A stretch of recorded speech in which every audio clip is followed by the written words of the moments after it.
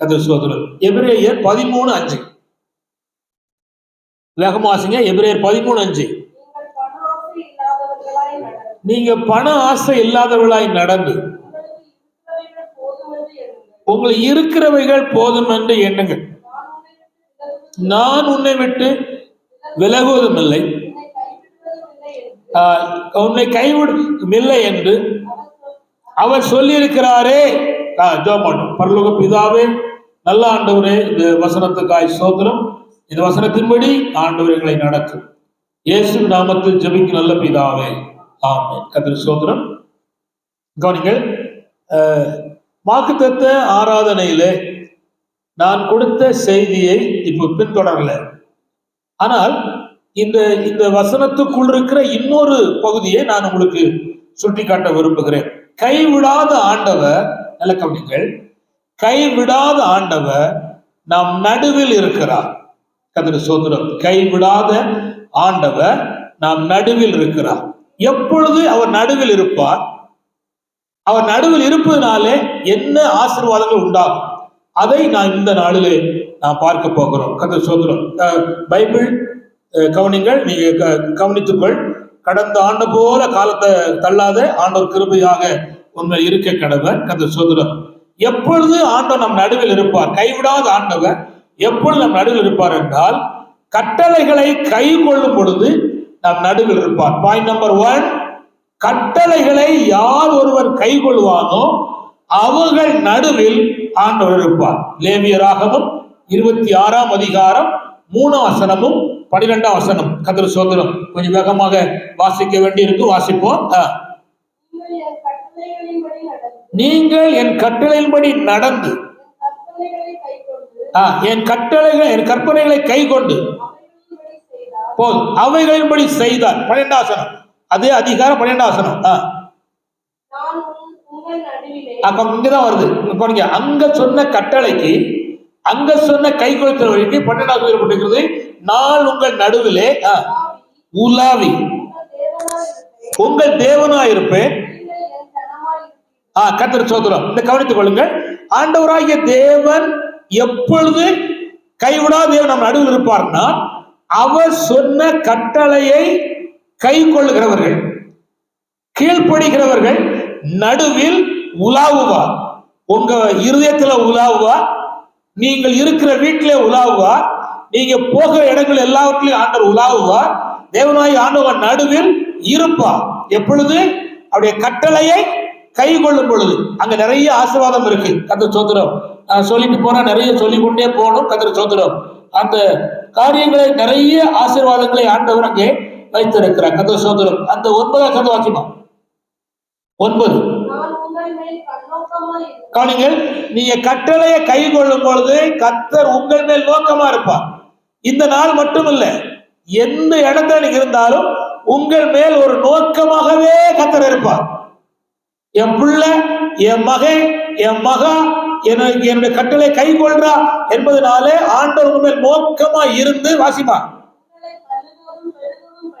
உங்களை பலுகவும் பெருகவும் பண்ணி,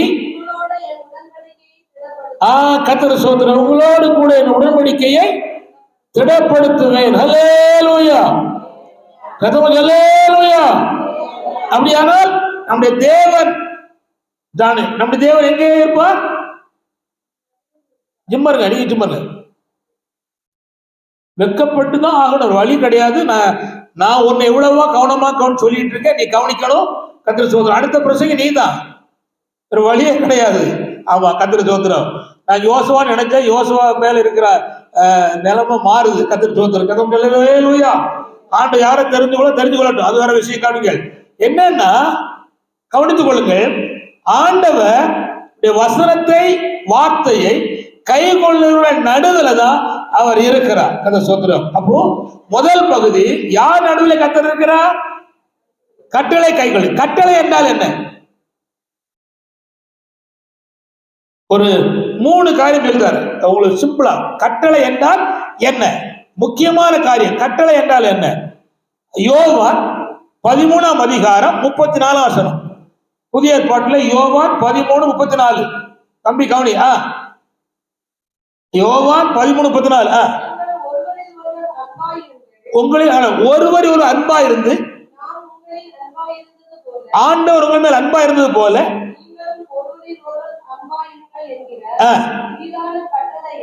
புதிதான கட்டளையை. சரி, கட்டளை என்றால் என்ன கவனிங்க. அம்மா யாத்தா கத்த சொல்றது கொஞ்சம் கண் விழிச்சிருங்க, கவனிங்க. ஒருவர் ஒரு அன்பா இருப்பதுதான் கட்டளை. கவனிங்க, ஒருவர் ஒருவர் அன்பா இருப்பதுதான் கட்டளை. நான் உங்களை அன்பா இருக்கேன், ஆதலால் நீ எப்படி இருக்கணும். சரி, இங்க வந்திருக்க ஆறால வந்திருக்க எல்லாருக்குள்ளேயும் ஒரு வருத்தம் இல்லாம இருக்கா? விசிறு சிறு சண்டை கண்டை வருத்த கிருத்தம் வைராக்கியம் கிரியாக்கியம் எதுவும் இல்லை. குட். அப்போ ஒருவர்கள் எப்படி இருக்கணும்? அன்பா இருக்கணும். இதுதான் கட்டளை. யார் அன்பா இருக்காங்களோ ஒருவர் அவர்கள் நடுவுல அவர் இருக்கிறார். அல்லேலூயா. விளங்குதா? ஒருவர் அன்பா இருக்கிறார். அவர் அன்பா இருந்தார், அதனால நம்ம அன்பா இருக்கணும். என்ன? அதான் கட்டளை. அப்ப நம்ம நடுவுல அவர் இருக்கிறார். இரண்டாவது 1 கொரிந்தியர் 7:10. 1 கொரிந்தியர் 7:10 எல்லாம் சிம்பிளா தான் இருக்கும். சொல்லி தந்துடுறேன், உங்களுக்கு புரியும்படி சொல்லி தந்துடுறேன். பாத்தீங்க 1 கொரிந்தியர் 7:10 அங்க ஒரு கட்டளை இருக்கு. விவாகம் பண்ணி கொண்டவர்களுக்கு நான் அல்ல. அது கவனிங்க, அதாவது கணவன் மனைவிக்கு தேவன் சொல்லுகிற கட்டளை. மனைவியானவள் கவனிங்க, தாம் புருஷனை விட்டு சத்தமா சொல்லுங்க, சத்தமா சொல்லுங்க, எவ்வளவு பிரிஞ்சு போக கூடாது. ஒருவேளை நீங்க உங்க துணை நீ இழந்திருக்கலாம், எழுத்தின்படியான துணை இழந்திருக்கலாம். ஆனா இப்பொழுது உங்களுக்கு யார் துணைன்னா கர்த்தர் துணை. அவரை விட்டு நீங்க பிரியக்கூடாது. அல்லேலூயா. நீங்க எங்க போனாலும் அவர் கூட்டி போலாம், அவர் வருவார். வாருமையா அப்படின்னா வருவார். விளங்குதா? அவரை நீங்க கூட்டி போலாம். நான் சொல்ல எழுத்தின்படி துணை கூட சந்தர்ப்பத்தில் கைவிட்டு போயிடுவான். ஆனா இந்த ஆண்டவர் விடவே மாட்டார். சரி, எழுத்தின்படி கலந்து இருக்க மக்கள் சொல்ல விரும்புகிறேன், நல்ல கவனிங்க. உங்க புருஷனை விட்டு நீங்க பிரியவே கூடாது. இது தேவ சத்தமா சொல்லுங்க, கட்டளை. சொல்லு, கட்டளை. உன் புருஷனை விட்டு பிரியக்கூடாது. எனக்கு ரொம்ப கஷ்டமா இருக்கு, எங்கேயும் பீருவேன் அப்படின்னு சொல்வது கடுப்பாகும். நான் சொல்லல, வசனம் சொல்லுது. இல்ல அதெல்லாம் அவர் வேண்டாம், நான் வேற பார்த்துக்கலாம் அப்படின்னு சொல்வதும் கொடுப்பாகும். அப்படி சொல்லவே கூடாது. உன் புருஷனை விட்டு நீ பிரியவே கூடாது. இது யார் கட்டளை? கர்த்தருடைய கட்டளை. அதனால அப்போ அப்படி இருந்தா உன் நடுவில் அவர் இருப்பார், இல்லைன்னா அவர் இருக்க மாட்டார். அவர் இருந்தா என்ன நடக்கும்னு கடை சொல்லி தர போறேன். ரெண்டாவது கட்டளை சொல்லிட்டேன், மூணாவது ஒரு கட்டளை நிறைய இருக்கு. வசனம் முழுவதும் கட்டளை இருக்கு. சொல்லிட்டு போற அதே பிரசவம் மாறிடும். கவனிங்க, கதை சோதனம் 1 கொரிந்தியர் 1:18. சாரி, 1 தீமோத்தேயு 1:18. 1 தீமோத்தேயு 1:18 கொஞ்சம் வேகமா வாசிக்கணும். 1 தீமோத்தேயு 1:18. அப்பா,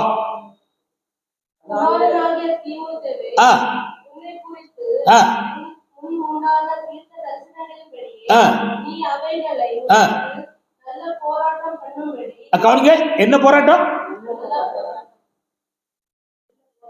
நல்ல போராட்டம் பண்ணும்படி. திரும்பாசிமா, நல்ல போராட்டம் பண்ணும்படி இந்த கட்டளை. கவனிங்க கவனிங்க கவனிங்க, நல்ல போராட்டம் போடுவது கட்டளை.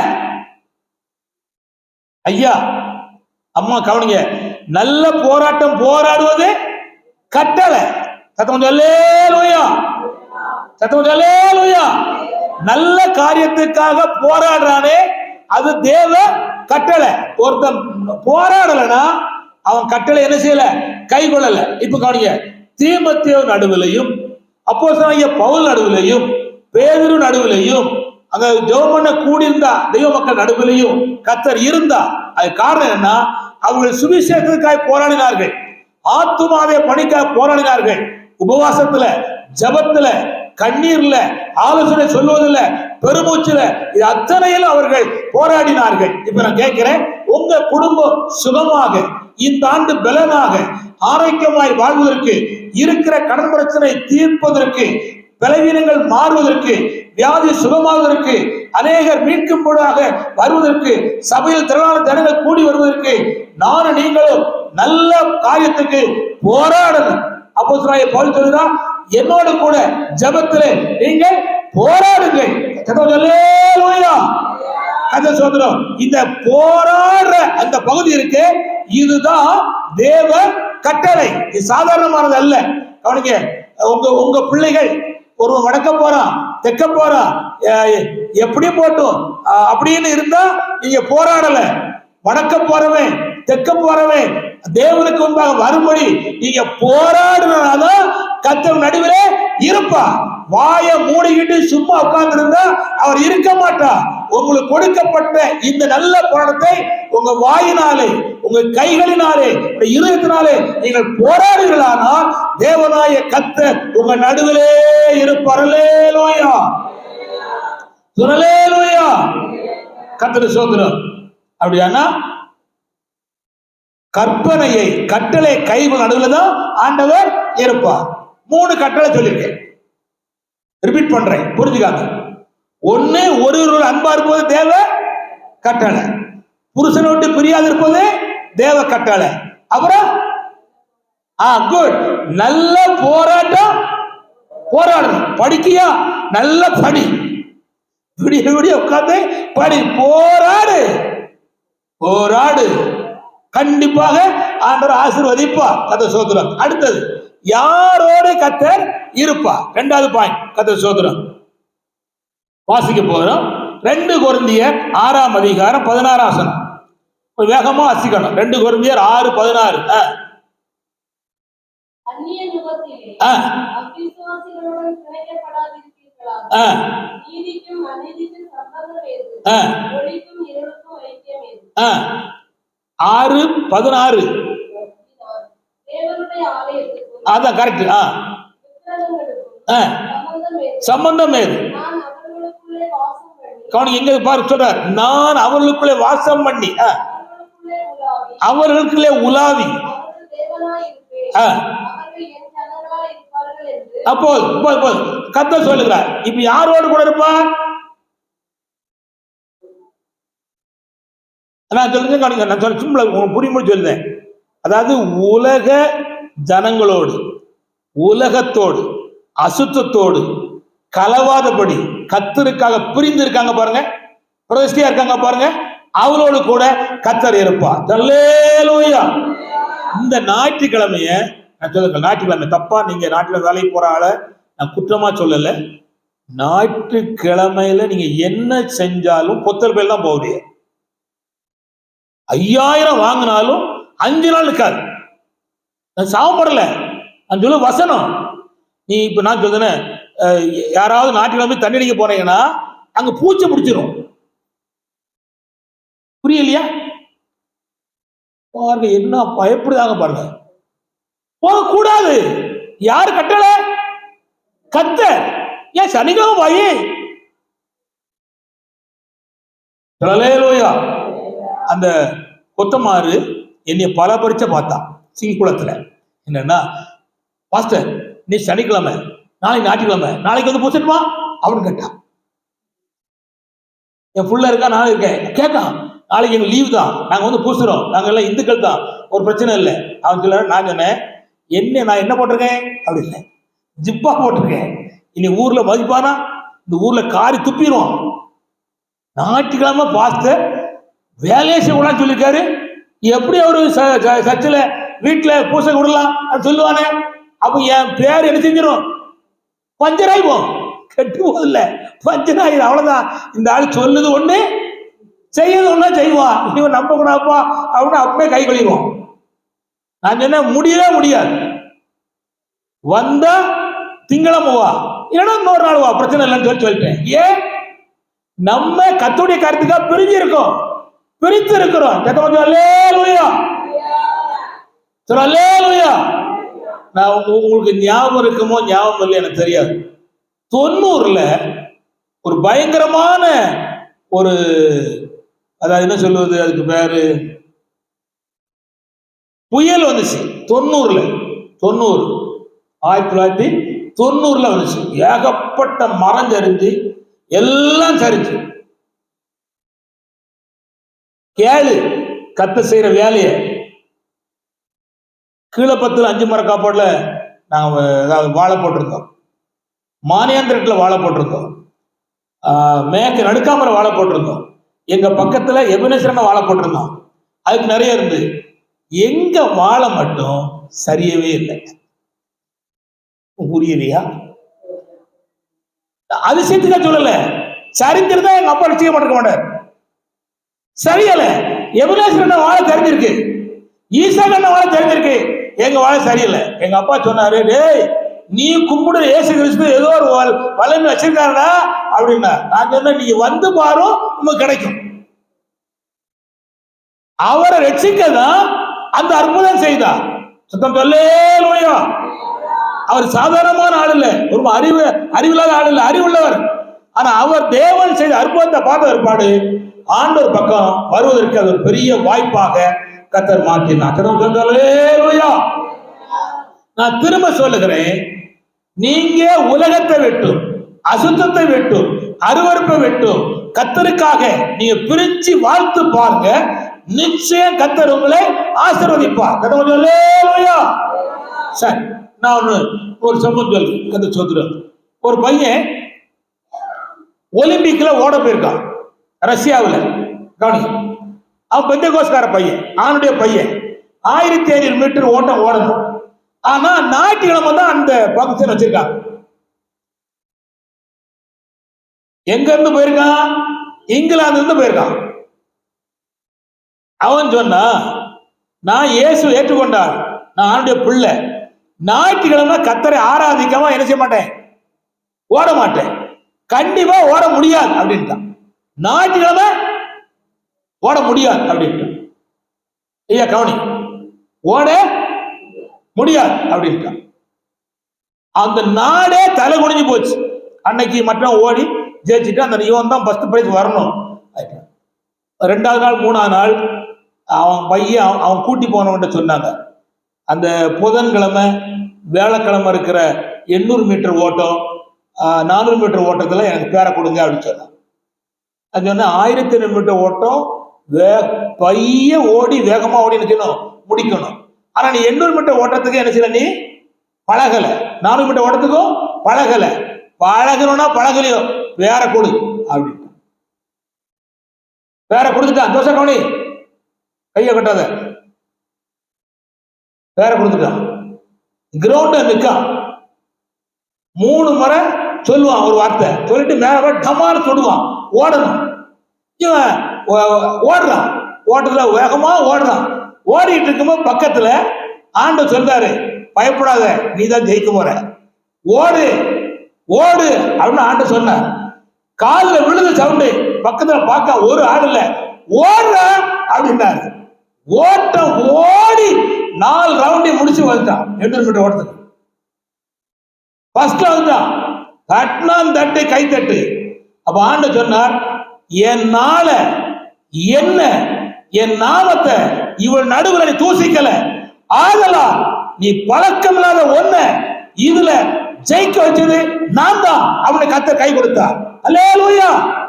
நான் கேட்கிறேன், இந்த ஆண்டவருக்கு நீ வைராக்கியமா நின்னா தேசத்துல உன்னையும் குடும்பத்தையும் உன் பிள்ளைகளையும் கர்த்தர் ஆசீர்வதித்து வைத்திருப்பதை உன் கண்ணாலை காண்பாய். இது நான் சொல்லுது ஏதோ ஒரு உணர்ச்சி வசத்துக்காக சொல்லல. இந்த ஆண்டவருக்காய் வாழ்கிறவன கர்த்தர் கைவிடவே மாட்டார், கைவிடவே மாட்டார். அப்படியானால் தேவ கற்பனையை கை கொள்ளுகிற கர்த்தருடைய பிள்ளைகளை ஆண்டவர் ஆசீர்வதிப்பார். கர்த்தர் சோதரன் அப்படிங்க, கர்த்தருக்காய் பிரித்தெடுக்கப்பட்ட வாழ்க்கை வாழ்கிற நடுவில் தான் கர்த்தர் இருப்பார். அல்லேலூயா. நான் வேகமா சொல்லிதேன். அந்த 2 கொரிந்தியர் 6:14 அதாவது இருளோடு இருக்கிற மக்களோடு ஐக்கியம் இருக்கக்கூடாது. அதே 2 கொரிந்தியர் 6:15 அவிசுவாசிகளோடு கூட நான் பங்கு இருக்கக்கூடாது. கர்த்தர் சோதரம். அது அப்புறம் 1 கொரிந்தியர் 10:30 வாசிமா. 1 கொரிந்தியர் 10:30 கொஞ்சம் வசமா வாசி. 1 கொரிந்தியர் 10:30. மேலும் நான் அதை ஸ்தோத்திரத்துடனே அனுபவித்தால் ஸ்தோத்திரித்து அனுபவிக்கிற பொருளை குறித்து தூஷிக்கப்படுவானே. இங்க கவனிங்க.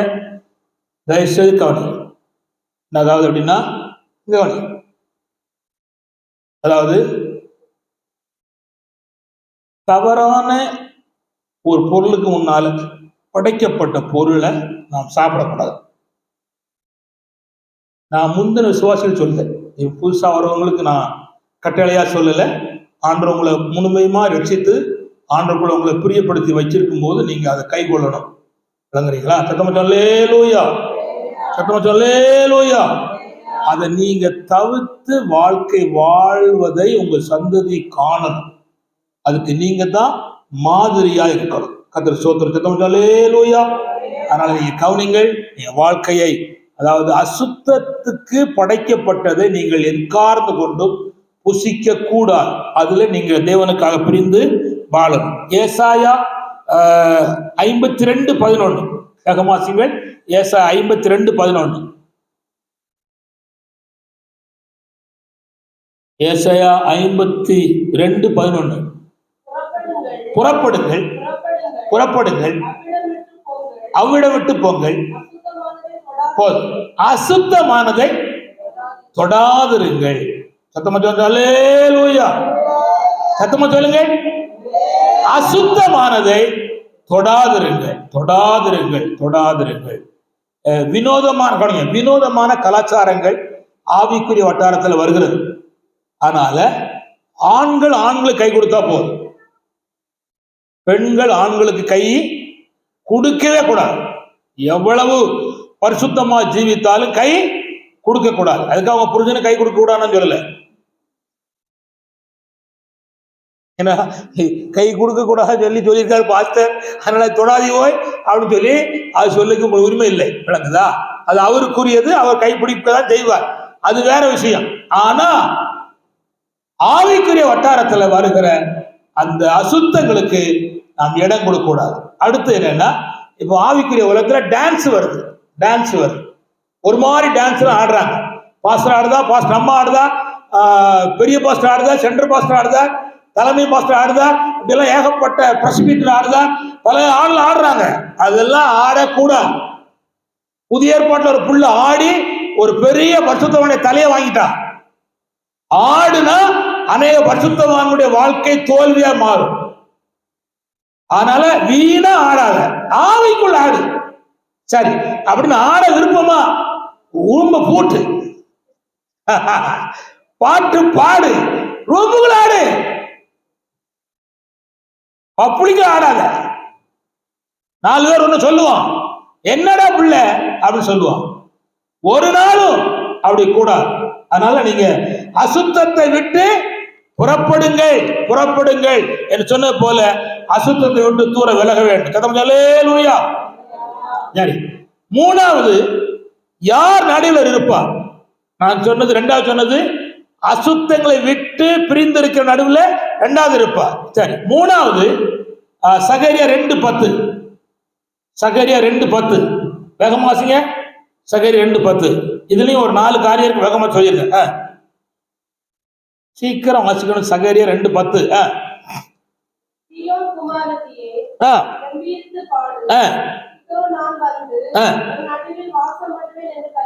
கவனிங்க.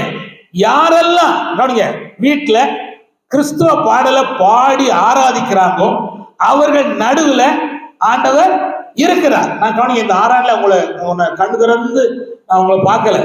கவனிங்க, நம்பி கவனி. யாரையும் பார்க்காது. வந்திருக்கிறது பாட வந்திருக்கோம், துதிக்க வந்திருக்கோம். அதுல உண்மையா இருந்துட்டு போங்க. உங்க வீட்டுக்கு தானே ஆண்டு ஆசீர்வாதத்தை அனுப்பிடுவோம். நீங்க அதுல உண்மையா எதிர்பார்க்கிறார் ஆண்டவர். அதை மட்டும் நீங்க பாஸ்டரோடு கூட அந்த பாடல் ஆராதனையோட சேர்ந்து கோஆபரேட் பண்ணிட்டீங்க, அது மகா விசேஷம்.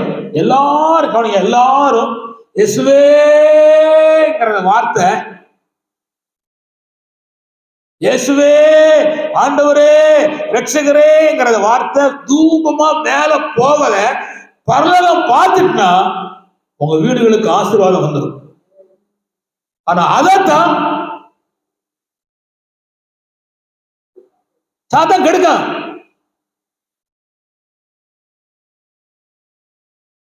சிந்தனைய செயல்பாட வேற எங்கேயோ வச்சு குழப்பி தூங்க வச்சு மோசமாக்கிடலாம். ஆனா நீங்க வருதும் போதுதான் போய்கிட்டு இருக்கீங்க. காரணம் என்னன்னா, ஆறாவது நிலை ஆவியோடு உண்மையோடும் இல்ல. இருந்தா நிச்சயம் அதற்குரிய காரியம் கண்டிப்பா வெளிப்படும். நீங்க அந்த நோக்கத்தோடு அந்த எதிர்பார்ப்போடு ஆறால வந்து உட்கார்ந்து காரியங்களை செய்ய பழகுங்க. நான் சொல்றேன், இந்த ஆண்டு 2025 ஆண்டுடைய முடிவுக்கு வரும் பொழுது உங்க வீட்டுல கர்த்தருடைய ஆசீர்வாதம், கர்த்தர் காரியங்களை செய்ததை நீங்க கண்ணால பார்க்கணும். அப்போ ஆவியோடு உண்மையோடு பாடுகள் நடுவுல கர்த்தர் இருக்கிறார். அல்லேலூயா. எப்படி பாடணும் என்பதற்கு 4 காரியம் சொல்லித்தாரு. ஒன்று, மகிழ்ச்சியோடு பாடணும். எப்படி பாடணும்? மகிழ்ச்சியோடு. யாக்கோபு 5:13 வாசிக்காண்டா, நான் சொல்லிதேன் வேகமான சமயம் போயிட்டு. அப்புறம் கடுங்கள், உங்க சரீரத்துல பாடுகள் இருக்கும். வயிற்று வலி இருக்கும், தலைவலி இருக்கும், முட்டு வலி இருக்கும், கை வலி இருக்கும். அந்த வலியோடு பாடணும்.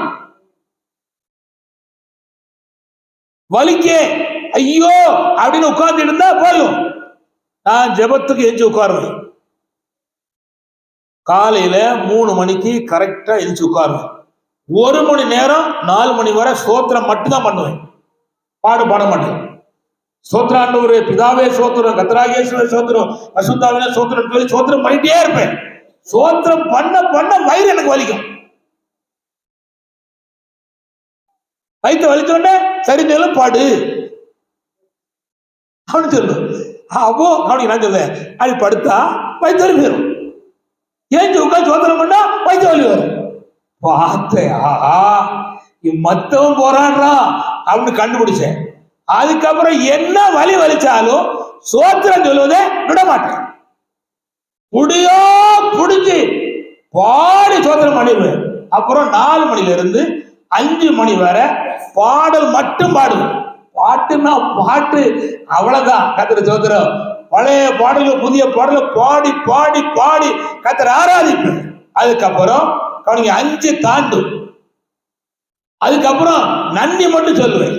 ஆண்டவரே, போன ஆண்டு 6 லட்சம் ரூபாய் தந்தீரப்பா, உமக்கு நன்றி.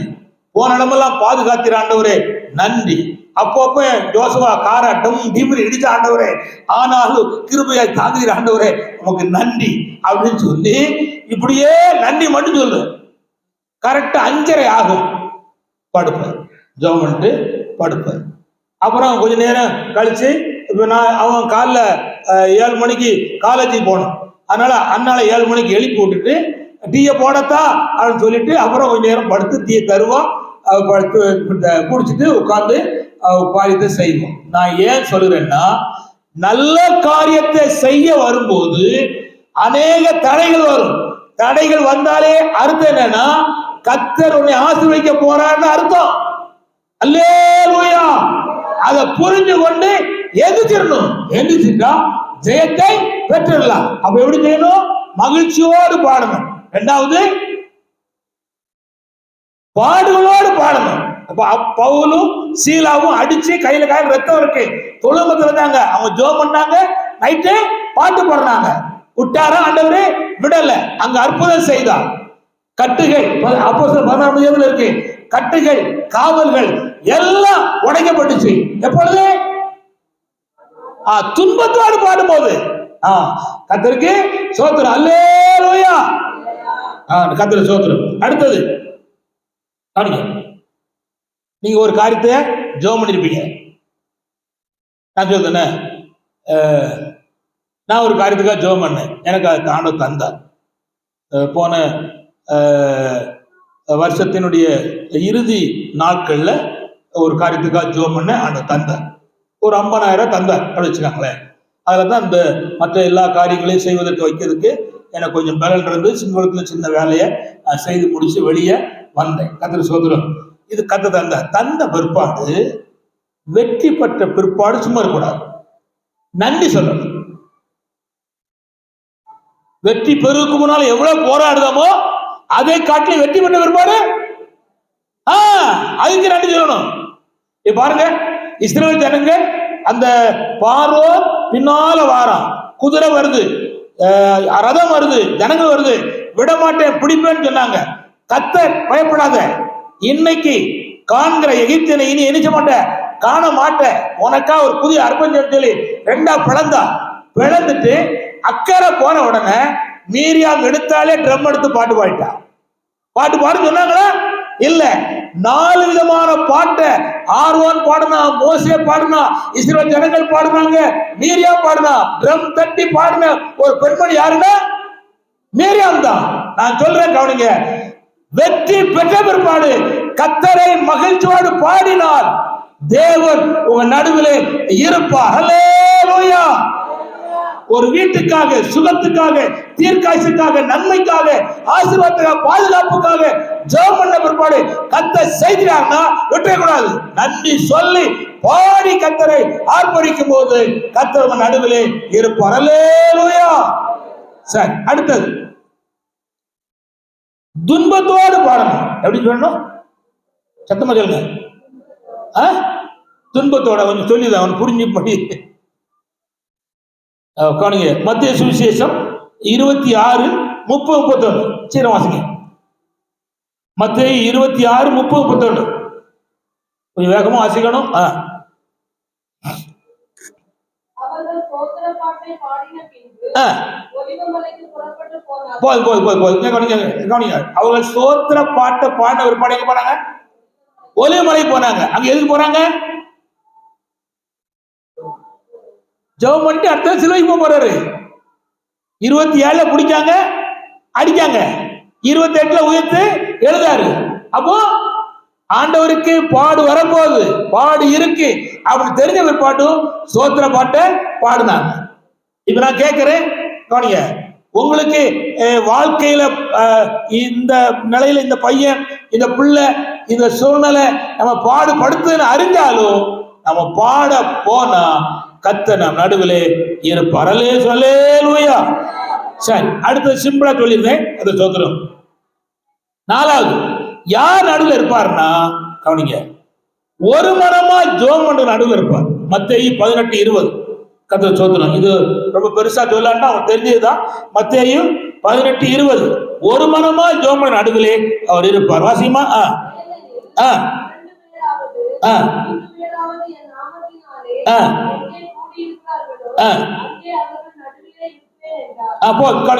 இப்போ இந்த ஜெபிக்கிற அந்த ஜெபத்தை சொல்லுதேன்.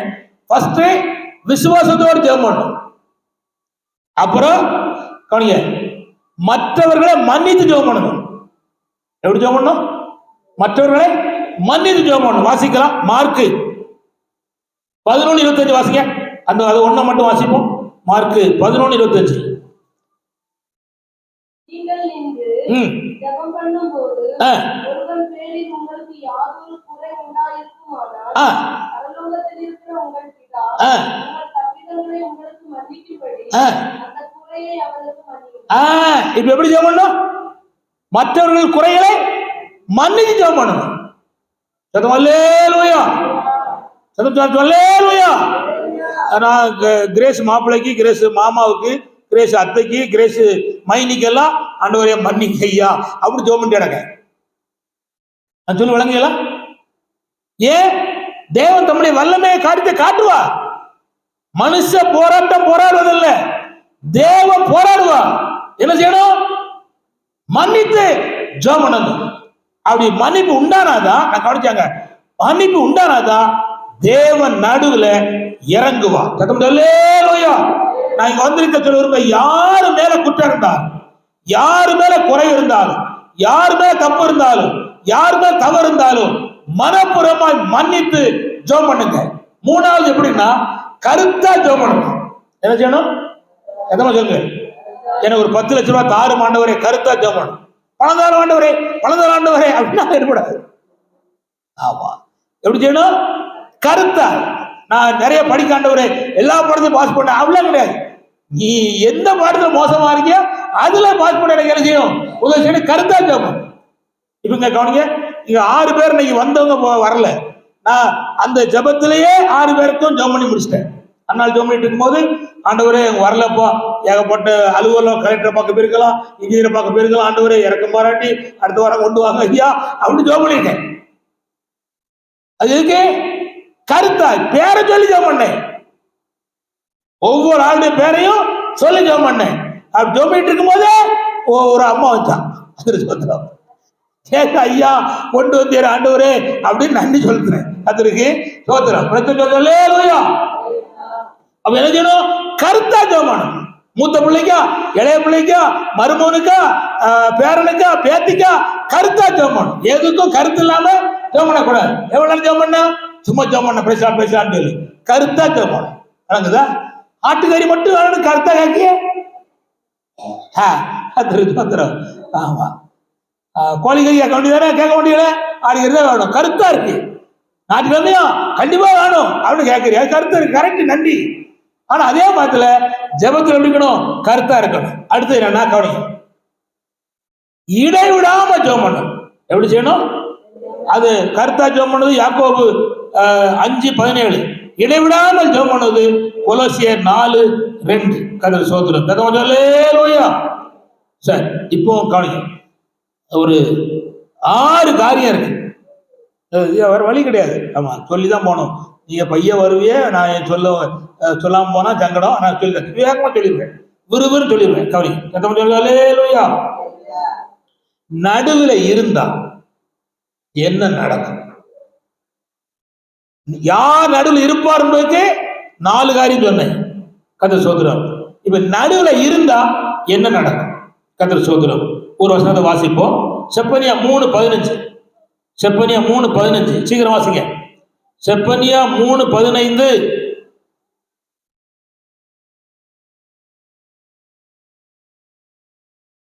செப்பனியா 3:15.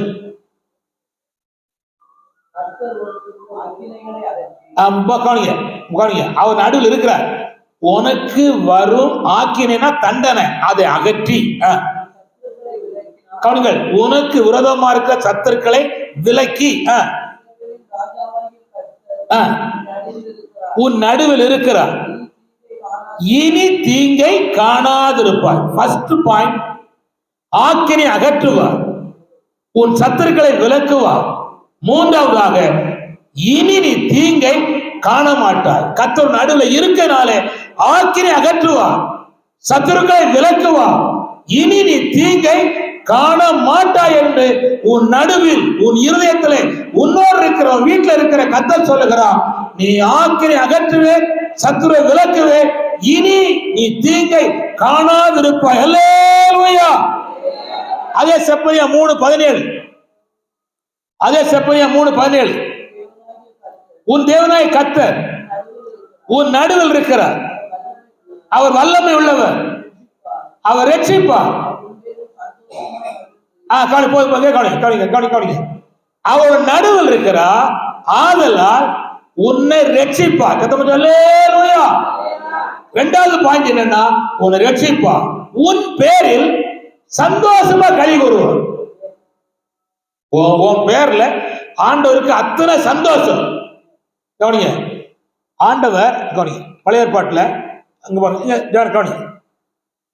கவனிங்க, ஆண்டவர் தன்னை சொல்லுவார். என்ன சொல்லுவாருன்னா, நான் ஆபிரகாமின் தேவன், நான் ஈசாக்கின் தேவன், நான் யாக்கோபின் தேவிய இருக்கிறவராக இருக்கேன்னு சொல்லி மோசேட்ட சொல்லிட்டு பிற்பாடு அது சொல்லுவாரு, உன் முற்பிதாக்களின் தேவன் சொல்லுவார்.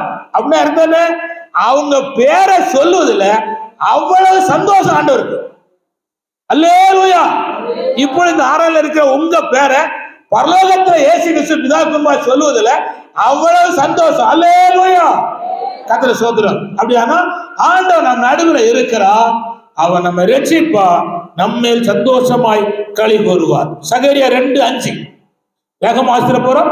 சகரியா 2:5. நான் அதற்கு சுற்றிலும் அக்கினி மதிலாய் இருந்து அது நடுவில் மகிமையாக இருப்பேன் என்று கர்த்தர் சொல்லுகிறார். கவனிங்க, அக்கினி மதிலா இருக்கிறேன் அப்படின்னா அர்த்தம் என்ன? பாதுகாப்பா இருப்பார். நாம் நடுவில் இருந்தா நமக்கு எப்படியா இருப்பார்? பாதுகாப்பா இருப்பார். கர்த்தர் ஸ்தோத்திரம். வேகமா சொல்லுதேன். சங்கீதம் 46:5. சங்கீதம் 46:5. அவர் நடுவில் இருக்கிறார், அசைக்கப்படுவதில்லை. போதும், நான் சொல்லுங்க. அவர் நடுவில் இருக்கிறார், அசைக்கப்படுவதில்லை. அடுத்தது கவனிங்க, அதே 46:5 கதை சோதரம். அதுக்கு சகாயம் கிடைக்கும். என்ன கிடைக்கும்? சகாயம் கிடைக்கும். அவர் நடுவில் இருக்கிறார், அசைக்கப்படுவது இல்லை. நடுவில் இருக்கிறார், சகாயம் கிடைக்கும். கடைசியா சொல்ல விரும்புகிறேன், யோவேல் 2:27. யோவேல் 2:27 கதை சோதரம். 2:27 யோவேல் 2:27. நான் இஸ்ரவேலின் நடுவில் இருக்கிறவர் என்றும் நானே உங்கள் தேவனாகிய கர்த்தர், வேறொருவன் இல்லை என்றும் அறிந்து கொள்வீர்கள். என் ஜனங்கள் ஒருபோதும் வெட்கப்பட அவர் நடுவில் இருந்தா வெட்கப்படுவதே இல்லை. இந்த காரியத்துல கவனிங்க, கவனிச்சுக்காங்க, லிசன், கவனிங்க. இந்த காரியத்துல, இந்த பிள்ளை காரியத்துல, இந்த பையன் காரியத்துல, இந்த பொருளாதாரத்துல, இந்த பலவீனத்துல, இந்த வியாதியில, இந்த கஷ்டத்துல நான் வெட்கப்பட்டு போவேன் என்று யாரு எண்ணினாலும் கர்த்தர் சொல்லுகிறார், அவன் நடுவில் இருக்கிறார், நீ வெட்கப்படுவதே இல்லை. வெட்கப்படுவதே இல்லை. ஒருவேளை வெட்கப்படுகிற சூழ்நிலை வர உங்களை நடத்தும், ஆனா நீ வெட்கப்படுவதில்லை. அதுக்கு நான் எத்தனையோ அத்தாட்சிய பைபிள்ல இருந்து சொல்லித்தர முடியும். ஆனா எனக்கு சமயம் போனதுனால நான் சொல்ல விரும்புறேன். சொன்னா, ஆண்டவர் நம் நடுவில் இருந்தால் 6 காரியம் நடக்கும். 1, தீங்கை காணாதிருப்பார். 2, கதை சோதரம், ஆண்டவர் உன்னை ரட்சிப்பார். 3, உன்னை பாதுகாப்பார். 4, நீ அசைக்கப்படுவதில்லை. 5, சகாயம் பண்ணுவார். 6, நீ வெட்கப்படுவதில்லை. கண்களை மூடி கர்த்தரை நோக்கி பார்த்து ஜெபம் பண்ணு. ஹல்லேலூயா, ஹல்லேலூயா. கேட்ட வார்த்தையை மனசுல வச்சு கர